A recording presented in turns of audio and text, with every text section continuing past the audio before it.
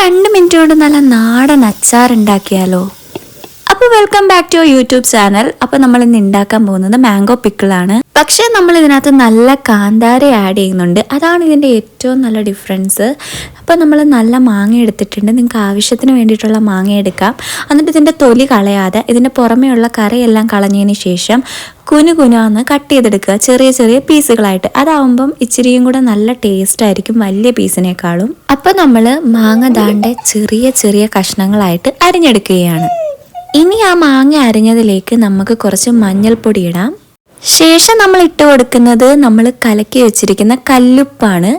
അത് ആവശ്യത്തിന് നമുക്ക് ഇട്ട് കൊടുത്തതിന് ശേഷം കുറച്ച് വിനാഗിരിയും കൂടെ ഒഴിച്ച് നല്ലതുപോലെ മിക്സ് ചെയ്ത് കുറച്ച് നേരം റെസ്റ്റ് ചെയ്യാൻ വെക്കാം. ഇതൊക്കെ ഒന്ന് പിടിച്ച് ആ മാങ്ങയിൽ നിന്ന് ആ വെള്ളമൊക്കെ ഇറങ്ങി ഒന്ന് കിട്ടാൻ വേണ്ടിയിട്ടാണ് നമ്മളിങ്ങനെ ചെയ്യുന്നത്. അടുത്ത നമ്മുടെ മെയിൻ ആളാണ് കാന്താരി. കാന്താരിയുടെ തണ്ട് കളഞ്ഞിട്ട് നമുക്ക് എടുത്ത് വെക്കാം. പിന്നെ ഈ അച്ചാറിൽ ആവശ്യമായിട്ടുള്ള മുളക്, വെളുത്തുള്ളി, വറ്റൽമുളക്, ഇഞ്ചി, കറിവേപ്പില ഒക്കെ നമുക്ക് ചതച്ച് മാറ്റി വെക്കാം. ശേഷം ഒരു ചട്ടി വെച്ച് എണ്ണ നല്ലതുപോലെ ചൂടാക്കാൻ വെക്കാം. എന്നിട്ട് അതിനകത്തേക്ക് കടുവിട്ട് കൊടുക്കുക. അത് കഴിഞ്ഞ് വറ്റൽമുളകും ഇഞ്ചിയും കറിവേപ്പിലയും ചേർത്ത് നല്ലതുപോലെ മൂപ്പിച്ചെടുക്കുക. പിന്നെ ഇതൊക്കെ ചെയ്യുമ്പോൾ കരിഞ്ഞു പോകാതിരിക്കാൻ വേണ്ടി ശ്രമിക്കുക. കുറച്ചൊരു ഗോൾഡൻ ബ്രൗൺ ആകുന്ന സമയം വരെ ഇത് മിക്സ് ചെയ്ത് കൊടുക്കുക.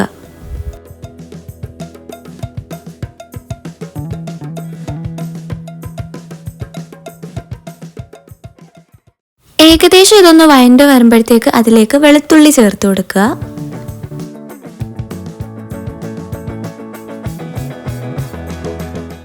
ഇനി ഇതിലേക്ക് നമുക്ക് കായപ്പൊടി ചേർത്ത് കൊടുക്കാം.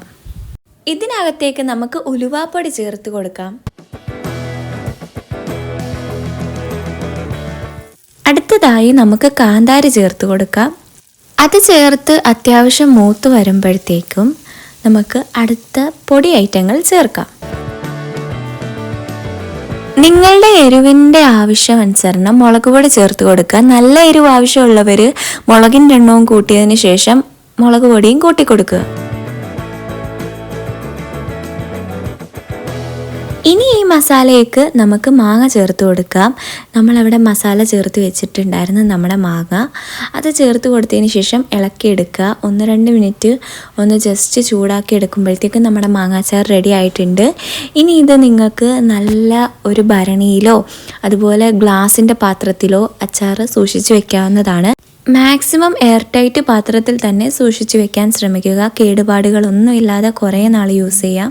അപ്പം നമ്മളിത് അടച്ചു വെച്ചിരിക്കുകയാണ്. ശേഷം നമ്മൾ എടുത്തിരിക്കുന്നത് ഒരു എയർ ടൈറ്റ് കണ്ടെയ്നറാണ് ഗ്ലാസിൻ്റെ. അപ്പോൾ ഇതിനകത്തേക്ക് അച്ചാർ സെർവ് ചെയ്തിട്ട് എത്ര ദിവസം വേണമെങ്കിലും നിങ്ങൾക്ക് യൂസ് ചെയ്യാവുന്നതാണ്. അപ്പോൾ ഇതുപോലുള്ള വീഡിയോസിന് വേണ്ടി നമ്മുടെ ചാനൽ ലൈക്ക് ചെയ്യൂ, ഷെയർ ചെയ്യൂ, സബ്സ്ക്രൈബ് ചെയ്യൂ. അപ്പോൾ അടുത്ത വീഡിയോയിൽ കാണാം. Bye bye.